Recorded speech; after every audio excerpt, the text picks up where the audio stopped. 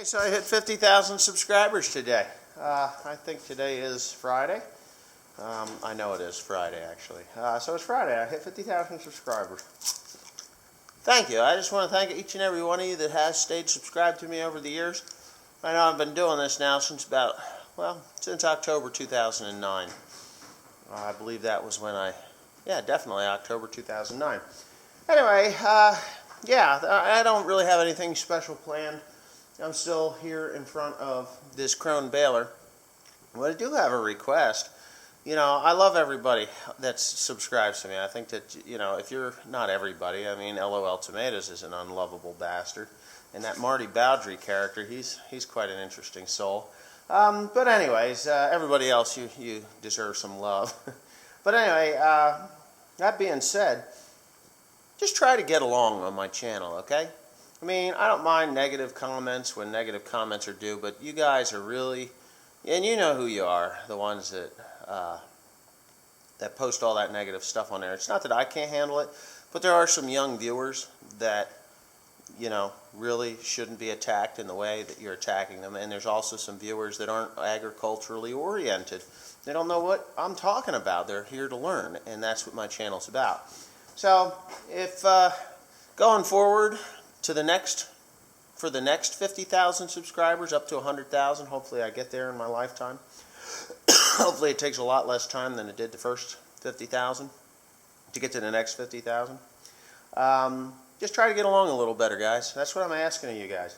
But the other thing is, here I am in front of this Krone baler, and I got to tell you, I had the New Holland baler in here, and yes, this is the 8120, and the 8120 will be running this baler. I've been assured by everybody that this tractor is more than substantial enough to pull this baler and bale properly. It is on the low end of the horsepower range. It is only 190 drawbar horsepower, which that's John Deere's assessment is 189 horsepower, 189.89 horsepower, or whatever it is. But the Nebraska tests on this tractor actually put it at 199 at the drawbar. So it's substantial. It has enough power to pull the baler. But what I've been noticing, and I have done a tremendous amount of research on this baler and other balers like it, like the John Deere baler.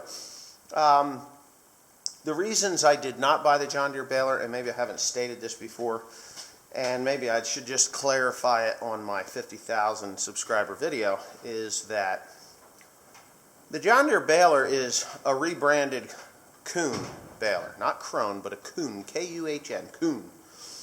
A rebranded Kuhn baler. Now, John Deere bought Kuhn's baler, revamped it, did a lot of serious improvements. They kept a lot of the high points of the baler, which I enjoyed, like the feeding system on the John Deere baler and the Kuhn baler are identical, and they do look pretty stout. They look like they should do the job. And as a matter of fact, I ran that baler and it did the job. My problem with it is that the pickup is not wide enough. It's only 91 inches, whereas this one here is a massive width. I couldn't even tell you what the width of this pickup is. I think it's at least 112 inches. I'm pretty sure I do have a tape measure, and I could probably measure it, but it's no less than 112 inches across. The John Deere had the swiveling wheels just like this one does. These are much heavier duty than the John Deere. Really, the main reason I didn't buy the John Deere was A, the pickup.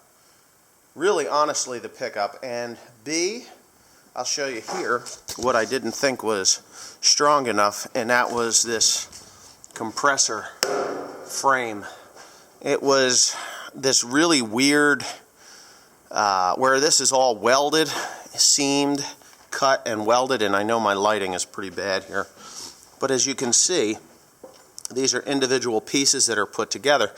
John Deere's are like laser cut pieces of steel, like puzzle pieces, and they fit together inside of one another. And to me, that they are welded in spots, tack welded, not really substantial.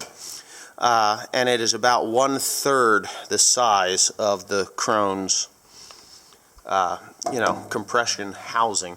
Plus there's 6, mind you, 6 cylinders that are inside this housing on the on this Krone versus the 4 in a John Deere / Kuhn.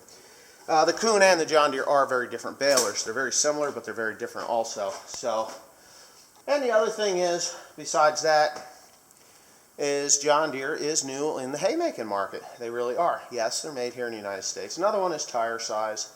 I liked the way the wheels were mounted. It wasn't a walking beam. They were actually trailer style, like pivoting trailer style, independent wheels, which were great. Yeah, and the final factor was that this particular baler and the John Deere baler were within $2,000 in price. Plus, this one I could purchase a 3-year 40,000 bale warranty, whereas John Deere, it was 1 year and that was it. You were done. Kind of like the New Holland. There was no extended warranty. So, warranty is quite important to me as far as this baler goes. 3 years, 40,000 bales, and that's that. It's off a warranty. Hopefully, everything works really well with this baler that I never even have to use the warranty. It'd just be like this insurance policy I bought and never had to use. So,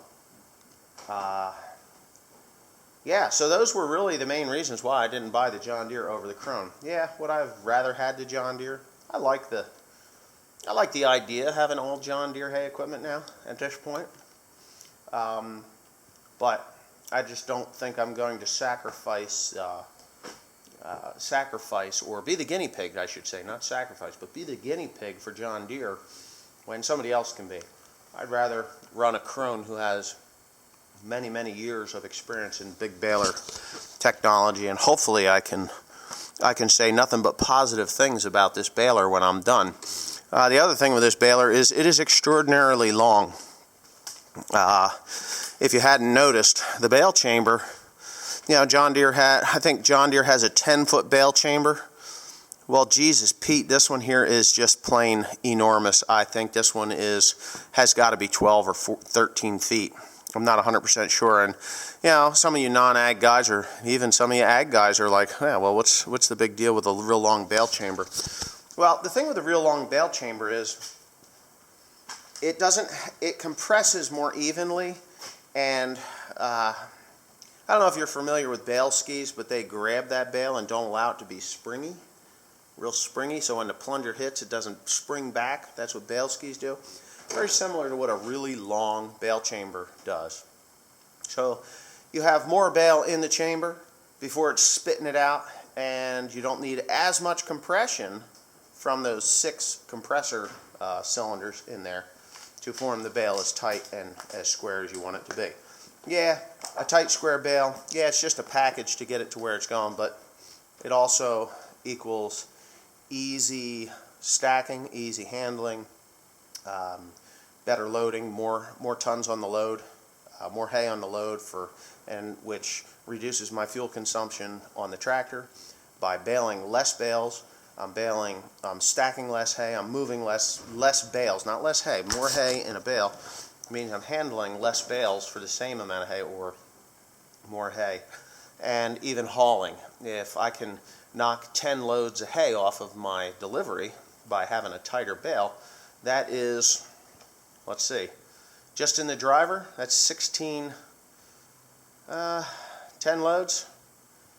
That's a lot. It's a lot of money. By the time it's done, it's in the thousands of dollars. So that's why I chose the Krone. But anyways, thanks for watching. 50,000 subscribers. Thank you very much. Appreciate every single one of you. And please comment, rate, and subscribe. And I'll see you tomorrow.